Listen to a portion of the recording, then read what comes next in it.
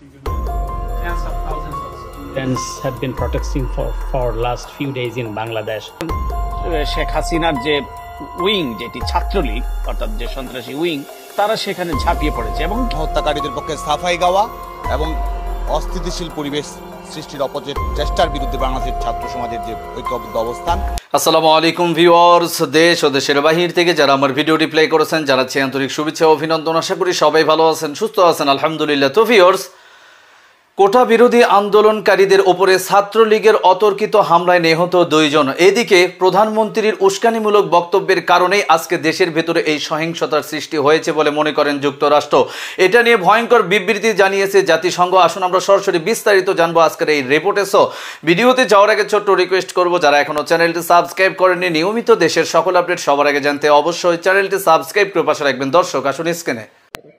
যে শেখ হাসিনা ক্ষমতাসীনদের প্রধানমন্ত্রী, তার নির্দেশ পেয়ে যেভাবে ছাত্রলীগ তার পেটুয়া বাহিনী যে মারমুখী আক্রমণ চালিয়েছে নিরপরাধ ছাত্রদের, যারা মেধার জন্য লড়াই করছে, অর্থাৎ মেধার দাবি প্রতিষ্ঠা করবার জন্য আন্দোলন করছে, এটা কিন্তু পৃথিবীতে অভাবনীয়। যেই শুনছে সেই আজ আশ্চর্য হচ্ছে যে বাংলাদেশে একটি কোটা সিস্টেম করে দেয়া হয়েছে, অর্থাৎ তারা এই কোটা অনুযায়ী তারা চাকরি পাবে, যারা মুক্তিযুদ্ধের সন্তান। আগে তো ছিল মুক্তিযোদ্ধা, তারপরে তো সন্তান, তারপরে তাদের বংশ পরম্পরা। তো কে মুক্তিযোদ্ধা এবং কে এটা তো সকলেরই জানা, এইদিকে আমি যেতে চাই না। এই সমস্ত ভুয়া মুক্তিযোদ্ধাদের যে আনাগোনা শুধু চাকরির জন্য, ইউনিভার্সিটি ভর্তি হবার জন্য, এটি ক্ষমতাসীন সরকারদের এই সব আমলে এটি খুবই লক্ষণীয়।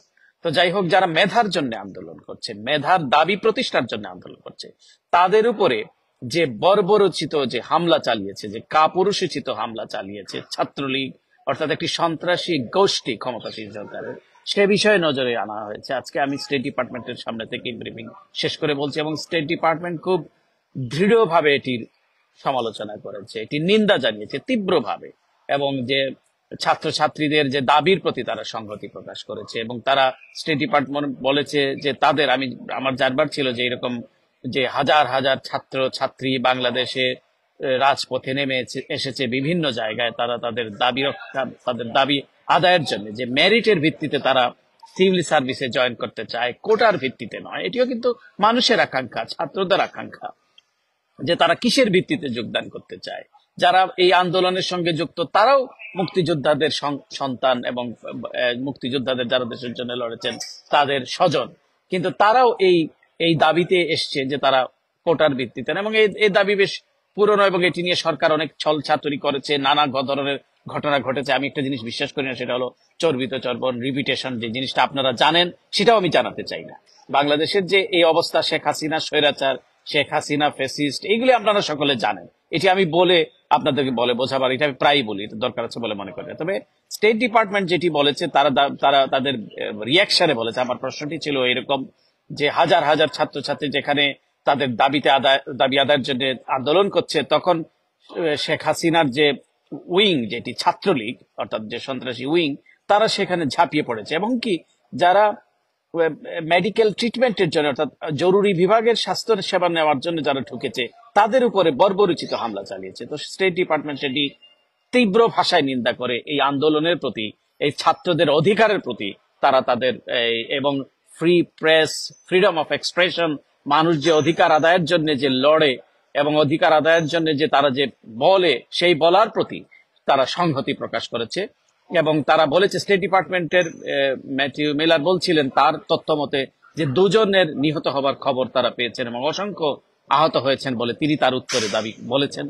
তো তিনি এটি খুব দৃঢ়ভাবে এটির নিন্দা জানিয়েছেন, এবং ছাত্রদের এই অধিকারের প্রতি যুক্তরাষ্ট্র প্রকারান্তরে তারা তাদের সংহতি প্রকাশ করলো আজকের এই উত্তরের মধ্য দিয়ে। আরেকটি প্রশ্ন শুরুর দিকেই, যেটি প্রেসিডেন্ট ডোনাল্ড ট্রাম্পের উপর যে আক্রমণ হয়েছে, একজন যে গুলি করেছে পেনসিলভেনিয়া, তার যে একটি পাবলিক ইভেন্টে, সেটার উপরে নিন্দা বইছে যুক্তরাষ্ট্রের ভিতরে, এবং অনেক রাষ্ট্র এবং সরকার প্রধানরা যুক্তরাষ্ট্রের প্রতি সংহতি প্রকাশ করেছেন। কিন্তু বাংলাদেশের যে ক্ষমতাসীন প্রধানমন্ত্রী, তিনি তার প্রেস কনফারেন্সে তিনি যেভাবে তার পলিটিক্যাল অপোনেন্টকে দেখেন, তিনি সেভাবে কল্পনা করে এক ধরনের কথা বলেছেন যে যারা গণতন্ত্রের কথা বলে, যারা সভ্য সমাজ বলে দাবি করে, তারা কিভাবে তাদের অপোনেন্টের উপর গুলি চালায়। তো আমি এটা জানতে চেয়েছি, তোমরা কি সভ্য সমাজ বলে যে নিজেদেরকে দাবি করো, তোমরা যে গণতন্ত্রের কথা বলো বলে যে শেখ হাসিনা যেটি বলেছেন যে তোমরা তোমাদের পলিটিক্যাল অপোনেন্ট, এটা কি পলিটিক্যাল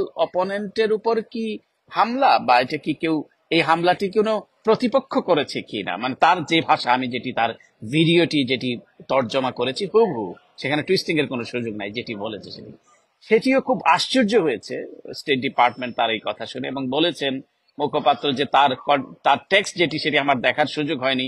অবশ্যই বাংলাদেশের প্রধানমন্ত্রী, এবং তাও আবার স্বৈরাচার কে কি বললো সারা গ্লোব তার সামনে, এটা তার দেখার সময় আছে নাকি? কিন্তু তার ডিপার্টমেন্ট আছে, তার সকলেই সেটি দেখবেন, এবং এটির টেক্সট নিশ্চয়ই ঢাকা থেকে দূতাবাস থেকে সরবরাহ করা হয়েছে।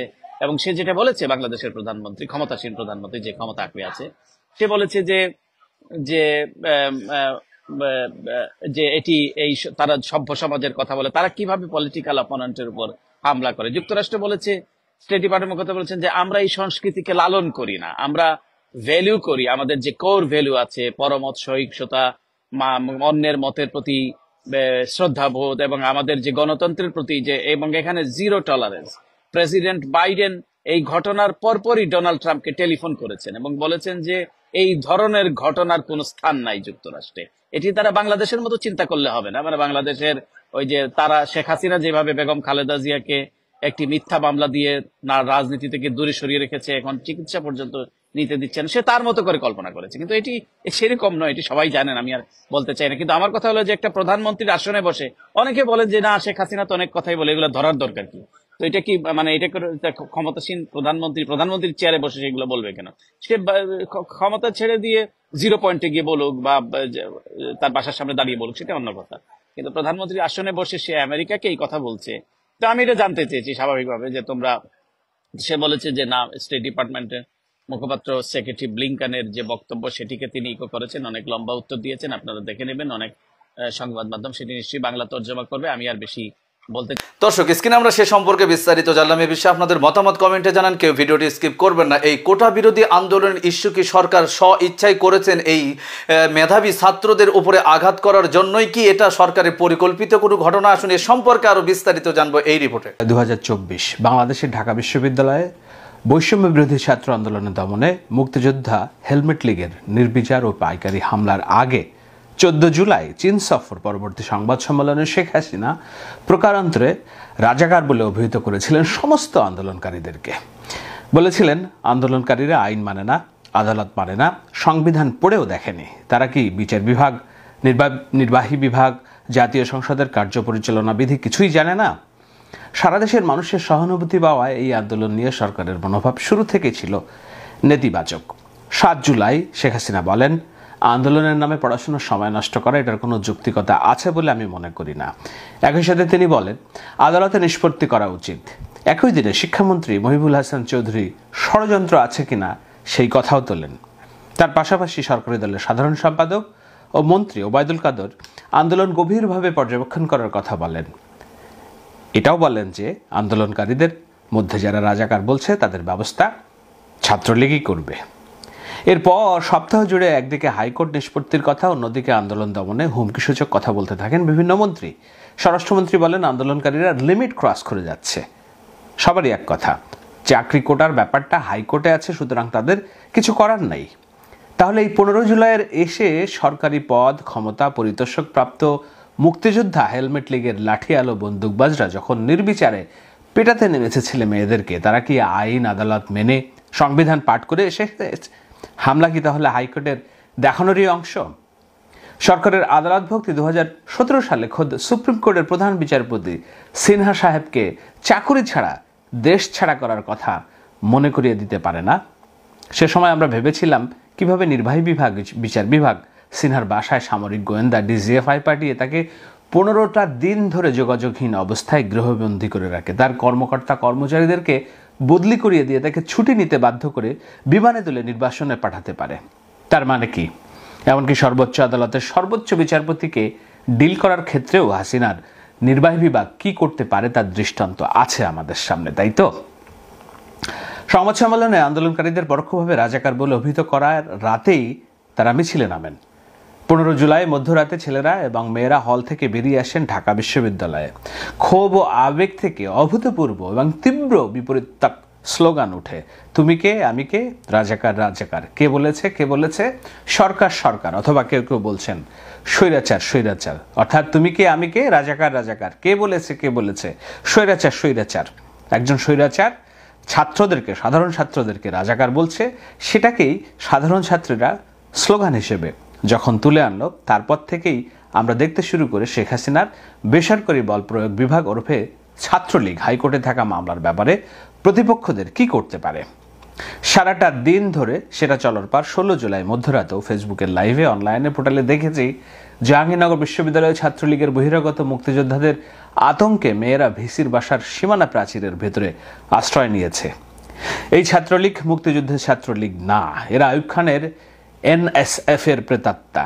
এরা নব্য কাওয়াদের হাতুড়ি হেলমেট কোটার মুক্তিযোদ্ধা লীগ। প্রধানমন্ত্রী, মন্ত্রিপরিষদ এবং পুলিশের আশ্রয় থেকে এরা আমাদের মারছে, আমাদের ছেলে মেয়েদেরকে মারছে। এদের হাতে মার খাওয়ার জন্যই কি বাংলাদেশে তার ছেলে মেয়েদেরকে বিশ্ববিদ্যালয়ে পাঠিয়েছে? হাসিনা এবং তার মন্ত্রীদের কয়জনের ছেলে মেয়ে বাংলাদেশে থাকে? চাকুরির দাবিতে শান্তিপূর্ণ আন্দোলন করা অপরাধ? ছাত্রলীগ যখন ঢাকা বিশ্ববিদ্যালয়ে আন্দোলনরত ছেলে মেয়েদেরকে পেটাতে শুরু করে দিয়েছে, আমি তখন রাষ্ট্রীয় টেলিভিশন বিটিভি সহ একাধিক টিভি চ্যানেলের খবর সরাসরি সম্প্রচার করা 1 ঘন্টার সংবাদ সম্মেলন সম্পূর্ণটা দেখলাম বসে বসে। 16 বছর ধরে তো কত কিছুই দেখছি, তবু আরও একবার অবিশ্বাস চোখ নিয়ে দেখলাম একজন একনায়কের প্রজ্ঞাহীন উচ্ছলতার সামনে আমাদের দেশের প্রথিতযশা সাংবাদিকদের হাততালি ও হাত কচলানোর লাইভ প্রদর্শনী। মানে মনে পড়ছিল জেনারেল এরশাদকে শিল্পী কামরুল হাসান এঁকেছিলেন বিশ্ব বেহায়া হিসেবে। সে এরশাদকে এর তুলনায় হাঁটুর সমান স্বৈরশাসক বলে মনে হয়। একনায়কের এক প্রকার আত্মসম্মান বোধহীনই হন, সেটা আবারও বুঝলাম।